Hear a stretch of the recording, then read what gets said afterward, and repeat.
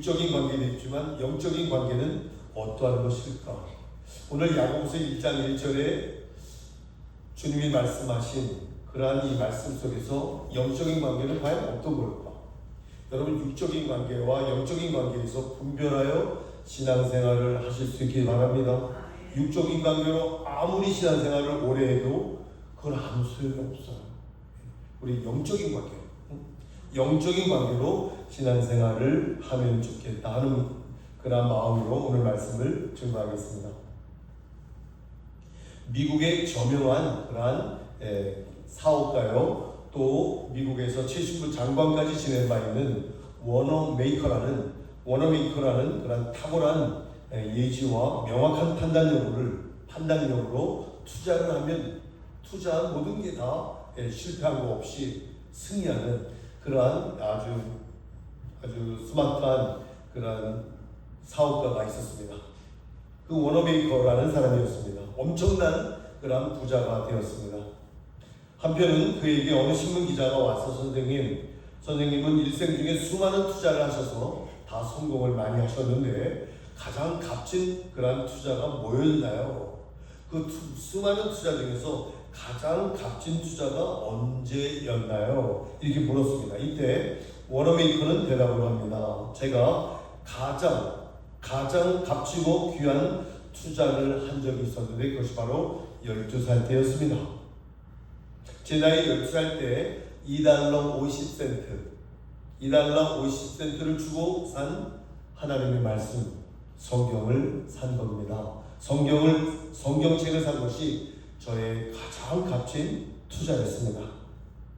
그 성경 말씀이 오늘 나를 지금까지 있게 한 그러한 말씀이었습니다. 워너메이커의 특징은 성경을 읽으면 성경 말씀 그대로 사는 거예요. 성경 말씀 그대로 살고 성경을 배우면 그대로 실천하는 것이 그 사람의 삶의 특징이었습니다. 오늘날 한국교회는 많은 그런 성경 공부를 합니다. 많이 성경 공부를 한 만큼 그 성경 말씀을 배운 만큼 삶에서 말씀대로 살아가는 사람이 적다는 비판이 많이 있습니다. 오늘 이 말씀에서 이 야고보서는요, 생활을 강조하는, 각자의 삶을 일으키는 그러한 성경책입니다. 행함이 있는 믿음이 구원받을 수 있다는 행함이 있는 믿음을 강조하는 그런 말씀이 바로 야고보서의 말씀들입니다. 더러운 옷을 세탁기에 넣고 돌리면 때가 빠지듯이 야고보서가 그러한 말씀이에요. 또 구겨지고 더럽혀진 옷을 세탁소에 맡기면 깨끗하게 펴지듯이 성경 말씀이 우리의 삶, 야고보서가 그러한 말씀이에요. 우리의 생활이 구겨지고 더러운 사람도 야고보서를 통과하며 이 야고보서의 말씀을 통과하면 깨끗하게 되고 다름질한 옷처럼 단정하게 되는 그런 말씀이 바로 야고보서 말씀입니다. 오늘 야고보서 1장 1절 한 절만 여러분에게 말씀드렸는데 다시 한번 보겠습니다. 하나님과 주 예수 그리스도의 종 야고보는 이게 바로 오늘 말씀의 전체의 내용을 설명하려고 합니다. 이 말씀은 편지의 서두에 있는 인사. 그리스도의 종 야고보는 흩어져 있는 12지파에게 문안합니다. 인사합니다. 인사의 말이죠. 서두에 나와 있는 형식적인 글이라고 생각하시면 안 됩니다. 여기는 놀라운 뜻이, 놀라운 그러한 하나님의 말씀이 들어있기 때문입니다. 인사의 말도 하나님의 말씀이기 때문에 그 안에 보석같이 숨어있는 진리의 말씀이 많이 들어있다는 것을 여러분에게 알립니다. 하나님과 주 예수 그리스도의 종 야고보라고 말하죠. 이 편지를 쓴 사람은 야고보입니다. 성경에 야고보라는 이름이 많죠. 예수님의 제자 중에 야고보라는 사람이 있습니다. 또한 세베대의 아들 요한의 형제 야고보도 있습니다. 유다의 아버지 야고보라는 사람도 있습니다. 여러 명의 야고보라는 우리 교회도 지혜야 그러면 손을 여기저기서 듭니다. 지혜 얼마나 좋은 이름입니까? 이 야고보라는 이름, 이 오늘에 나와 있는 이 야고보는 예수님의 형제 야고보입니다. 마태복음 13장 54절에 보면 예수께서 고향에 가셔서 설교를 하실 때, 설교 말씀을 가르치실 때 고향 사람들이 충격을 받고 놀랍니다. 어디에서 저 사람이 이런 지혜가 나왔지? 어디에서 이런 능력이 말씀이 나오지? 아니 그의 어머니 마리아가 우리와 같이 살고 있고 그의 동생 야고보가 우리와 같이 살고 있는데,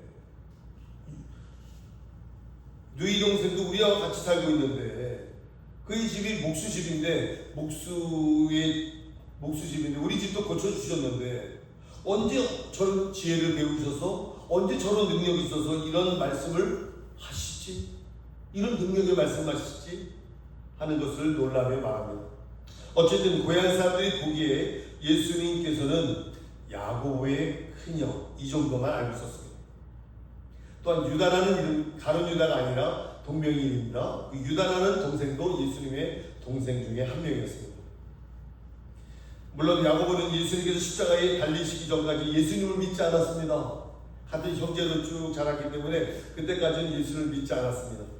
그런데 예수님이 십자가에 못 박혀 죽으시고 부활하시고 다시 그 야고보를 만나 주셨을 때, 그때 야고보는 큰 충격과 함께 성령의 충만함을 받고 예수님을 믿기 시작합니다.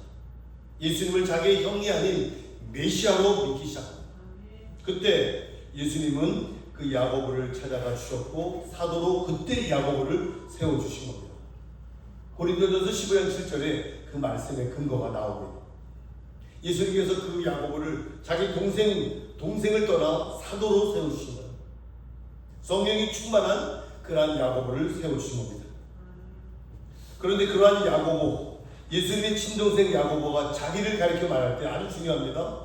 그리스도의 종 야고보, 예수님의 종 나 야고보, 그렇게 얘기하죠. 이 종이라는 뜻은요 헬라어로 둘로스라는 표현이에요. 둘로스, 노예라는 뜻입니다. 야고보는 하나님과 주 예수 그리스도의 종 야고보라고 자기를 소개합니다. 유다서도 보면요 예수님의 친동생이죠. 유다서 1장 1절에 보면 유다도 예수 그리스도의 종 야고보의 형제인 유다, 그렇게 설명을 합니다. 그런데 왜 이들은 예수님의 동생이라 하지 않고 예수님의 종이라고 말했을까요? 아주 중요한 의미가 담겨 있습니다. 예수님의 동생이야 나는 야고보야, 예수님의 동생이야 난 유다야, 이렇게 얘기하지 않고 예수님의 종 야고보, 예수님의 종 유다. 그 이유는 성령을 받게 되니까 깨닫게 된 거예요. 성령의 충만함을 받게 되니까, 믿음이 들어가니까 알게 된 거예요. 그전에는 형용하면서 따라다녔는데 성령을 받고 나서, 은혜를 받고 나니까, 영안이 밝아지고 나니까 예수님이 단순히 사람이 아니라 메시아, 온 인류를 구원하신 예수님, 우리의 모든 문제를 해결해 주신 그 예수님, 우리의 죄 문제를 해결해 주신 예수님, 우리에게 영생의 삶을 허락해 주신 예수님이라는 것을 알게 된 겁니다. 은혜를 받게 되니까 알게 된 겁니다. 구세주이신 메시아라는 것을 알게 된 겁니다. 야고보는 예수님의 동생이라는 자부심을 갖고 있었을 거예요. 그래서 혹시 마음을 잘못 먹으면 이럴 수도 있지 않습니까? 혈통적인 기득권을 통해서 뭔가 야망을 불태울 수 있을 수도 있지 않습니까? 하지만 야고보는 주님의 은혜를 받고 성령의 은혜를 받고 그 모든 것을 내려놓고 나는 예수님의 종이야, 나는 그리스도의 종이야, 그리스도의 종 나 야고보는 이렇게 자기 자신을 소개합니다. 야고보 자신은 나는 피조물이고 예수님의 십자가로 구원받은 사람이라는 분명한 그러한 간격을 두고 있는 겁니다. 예수님께서는 창조주시오 우주의 주인이시오 위대하신 하나님의 아들이십니다. 그것을 알았기 때문에 육신의 혈연 관계를 따지지 않고 육신의 혈연 관계를 초월하여 영적인 관계, 오늘 말씀의 제목이 뭐예요? 영적인 관계. 영적인 관계로 예수님을 보기 시작합니다. 그래서 자기 자신을 예수님의 노예라고 말하는 겁니다. 난 예수님의 노예. 저와 여러분들도 오늘 주 안에서 예수 그리스도의 종이 되었음을 믿으시고 감사하시기를 바랍니다. 종이 뭡니까? 종. 나쁜 의미의 종입니까? 이 종을 쉽게 한번 얘기할까요? 자신에 대해서는 아니고요, 하나님에 대해서는 예입니다. 예. 나에 대해서는 아니요라고 대답하고요, 하나님에 대해서는 예스라고 말하는 사람은 분명 하나님의 종입니다. 그리스도의 종입니다. 내 뜻을 하나님 뜻에 굴복시키는 사람이 예수님의 종입니다. 또한 종은요, 자기 것이 있습니다. 자기 것이 있어요. 여러분의 물질, 재능, 가정, 직장 모든 것 여러분의 소유일 거예요. 여러분 거예요. 하나님의 것이잖아요. 여러분 이 세상을 떠날 때 아무것도 가져가지 못합니다. 여러분 자녀도 여러분 자녀가 아니고요, 먼저 하나님의 자녀예요. 하나님께 맡기면 돼요. 하나님께 맡기지 않고 내가 하려고 하잖아요. 사고만 하는 거예요. 사고만. 내가 하려고 하면 사고. 하나님께 맡기고 먼저 그 자녀를 위해서 기도하고 먼저 그 자녀의 신앙생활을 세워주는 것이 바로 부모님의 역할입니다. 오늘 본문에서 야고보는 자신을 가리켜 예수님의 아우 야고보라고 얘기하지 않고요, 예수님의 종 야고보라고 말합니다. 여기서 우리가 깨달을 수 있는 교훈을 우리는 오늘 말씀을 드리려고 합니다. 혈연관계, 인간관계 중요합니다. 더 중요한 것은 영적인 관계입니다. 영적인 관계에 들어가서 살아야 우리가 실수하지 않습니다. 우리는 영적인 관계 속에서 만난 하나님의 자녀들, 저와 여러분들입니다. 민수기 12장에 보면 미리암이 누구예요? 미리암? 모세의 누나죠. 모세의 그 친누나죠. 근데 모세가 이스라엘 여자와 결혼해야 되는 그 집안의 가풍이었는데, 그것을 떠나 모세가 구스, 에티오피아의 여인과 이방인과 결혼을 합니다. 그럴 때 미리암이었던 누나가 모세를 추궁하고 책망하고 지적하고 야단을 치는 그런 장면이 민수기 12장 1절에 나옵니다. 당연히 누나로서 부정할 수 있지만 그러면 안 되는 이유가 있었습니다. 영적으로 모세는 그 이스라엘 백성들의 영적 지도자였습니다. 영적 200만 명, 300만 명을 하나님의 말씀을 듣고 인도에 가는 그런 영적인 지도자였습니다. 그 상황 속에서 누나가 혈연관계인 이유로 모세를 그냥 혈연관계로 책망을 막 하고 꾸중을 하고 질책을 하게 되면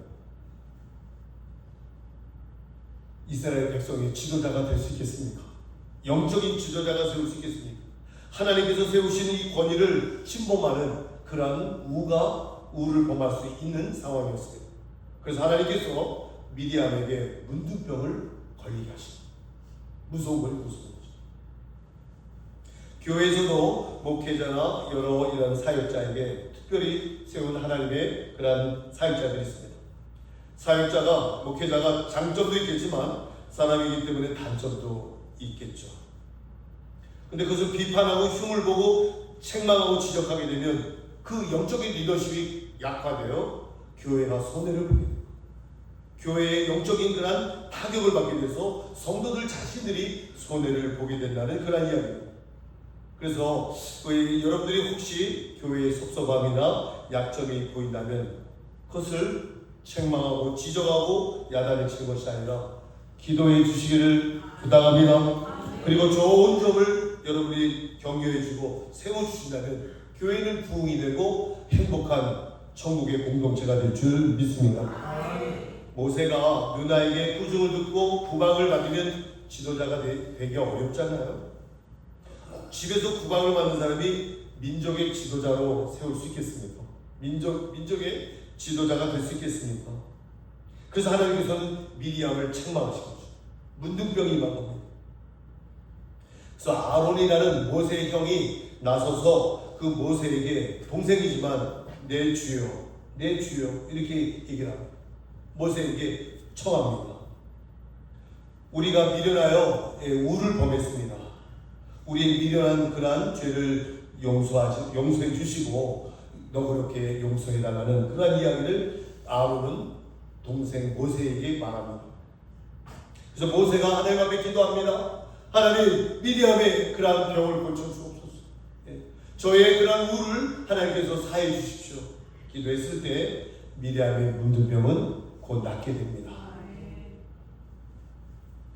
자, 아론은 지혜로운 사람이죠. 혈연 관계를 떠나 그런 육신의 관계를 떠나 영적인 관계에 들어서서 모세를 존중합니다. 저희 교회도 형님이 계시지만 저에게 엄격하게 저에게 대우를 하죠. 목사님들하고 엄격하게 대우를 하죠. 저희 부모님도 제가 막내잖아요. 막내도 얼마나 어렸을 때 제가 개구장이었는지 모릅니다. 제가 막 2층 3층에서 떨어지고도 막 다리가 부러져도 막 누가 막 저를 잡으러 올까봐 막 도망가고 안 잡히려고 하고 막 그런 시절, 얼마나 그걸 저희 부모님이 다 보셨잖아요.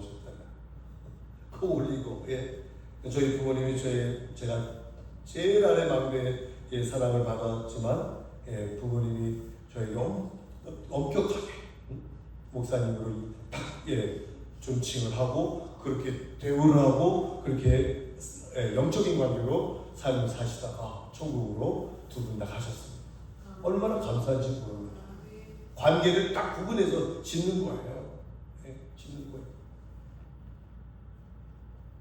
그랬을 때 저희 부모님도 저의 그런 설교를 듣고 은혜를 받는 거죠. 구분을 하는 거죠. 그러한 이 아론이라는 형이 그 모세의 리더십을 세워주는 거예요. 모세의 리더십을 세워서 그 이스라엘 백성들을 이끌어 나갈 수 있도록 도와주는 거죠. 한 예를 더 들까요? 다윗 왕은 그 나라의 왕이잖아요. 그 나라의 왕은 법이요, 그냥 뭐랄까요, 권세의 그런 중심이잖아요. 권력의 중심. 말하면 그게 다 법이잖아요. 그 당시에는요. 그런데 나단이라는 선지자가 왔습니다. 나단이라는 목회자가 찾아왔습니다. 계급도 없는, 형편없는 그러한 사회적인 위치이지만 영적인 관계로 나단은 다윗을 찾아옵니다. 나단은 다윗에게 말합니다. 다윗 왕이여, 어찌하여 우리 아내를 범했습니까? 당신은 죄인입니다. 그렇게 말했을 때 왕이 감히 너무나 겸손하고 무례하다, 이 사람을 쳐다내면 죽는 거예요. 근데 다윗이 그 얘기를 듣고 회개하잖아. 아무 신분도 없는 그냥 평민이 나단 목회자가 찾아와서 당신이 그럴 수 없습니다. 하나님 앞에 범죄했습니다. 이 이야기를 했을 때 다윗이 신상을 적시면서 뭐라고 얘기합니까? 제가 잘못했습니다. 회개하잖아요. 다윗이 그러기 때문에 이스라엘 백성들 가운데 이스라엘 사람들이 지금도 이 다윗을 추앙한다니까요. 다윗의 성분, 우리가 세종대왕을 추앙한 그렇게 성종 이런 사람들을 이렇게 올리듯이 그 나라 사람들도 다윗을 지금 얘기한다니까요. 다윗의 이 경험함, 겸손함, 다윗의 이 영적인 관계로 바라봤던 이런 영적인 그런 바라보는 그런 관계, 그렇기 때문에 다윗은 성군이 되었던 거예요. 치명적인 실수를 했는데도 불구하고 하나님이 그 다윗을 높여주시는 거예요. 아무것도 아닌 그 다윗이 지적했을 때, 그 지적받았을 때 얼마나 기분이 나빴겠어요. 죽일 수도 있는.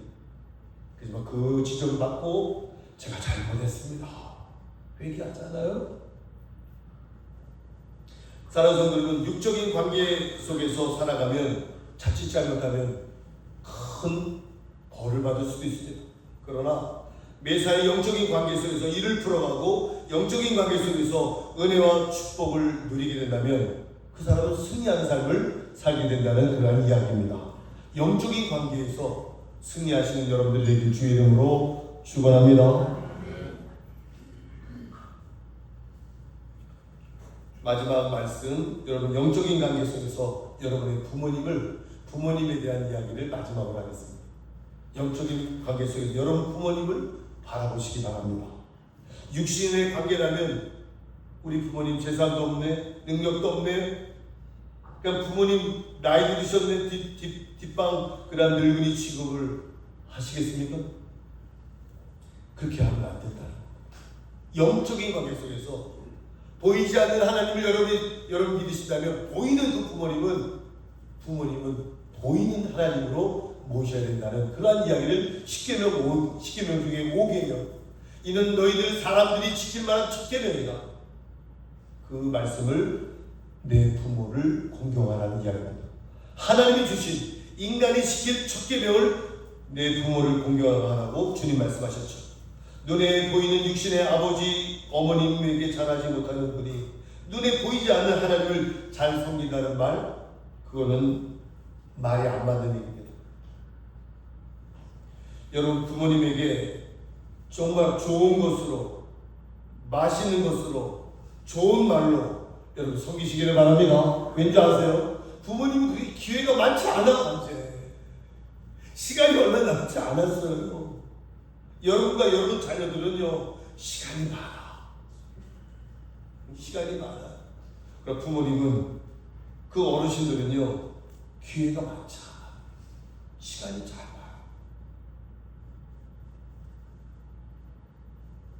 어르신들은 기회가 적습니다. 아이들은 앞으로 얼마든지 큰 집에 살 수 있습니다. 얼마든지 좋은 집에 살 수 있습니다. 얼마든지 좋은 음식 많이 먹을 수 있는 기회가 있습니다. 그런데 부모님들은 그런 기회가 많지 않아요. 잘 들으셔야 됩니다.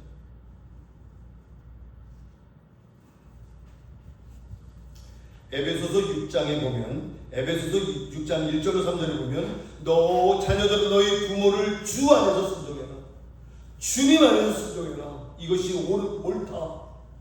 내 아버지 어머님을 공경해라. 이것이 약속에 있는 첫 계명이다. 만약에 그렇다면 너희들에게 약속할게.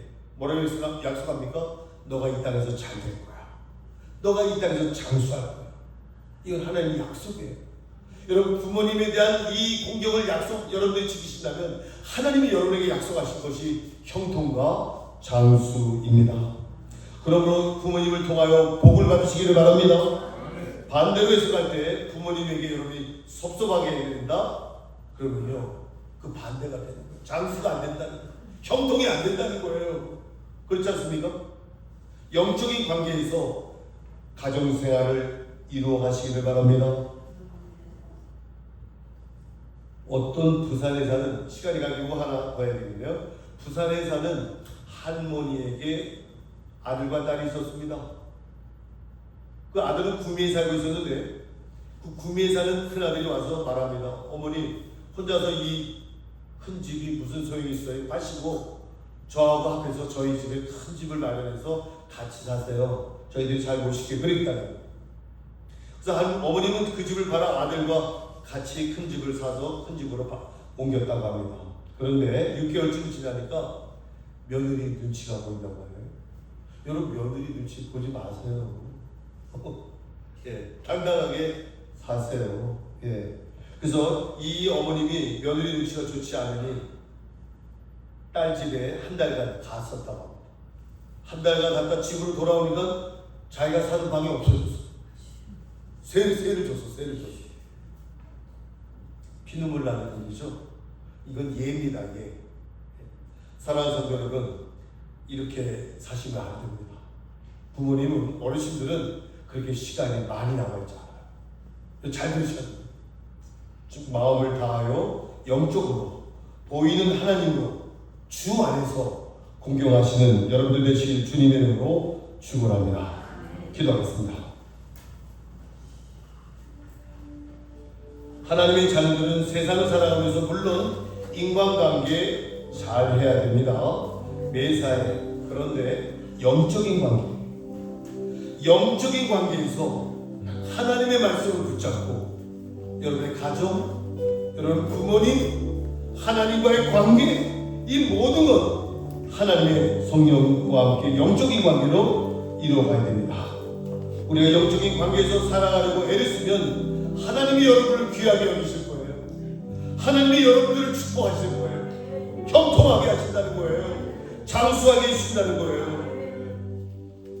우리 비전교회 모든 성도들 가정 가운데 항상 깨어서 영적인 관계 속에서 승리하시는 여러분들 되시길 바랍니다. 주여 한번 부르고 기도하겠습니다. 주여 하나님 은혜 감사합니다. 주께서 역사하시고 인도함만 우리 비전교회 모든 성도들에게 하시고 우리 부모님들 그래서 많은 시간이 남아있지 않습니다. 하나님 우리가 나중에 후회하지 않고 주님 이 땅에서 그 부모님을 주님 우리의 마음을 다하여 주 안에서 섬기고 주 안에서 하나님 섬기고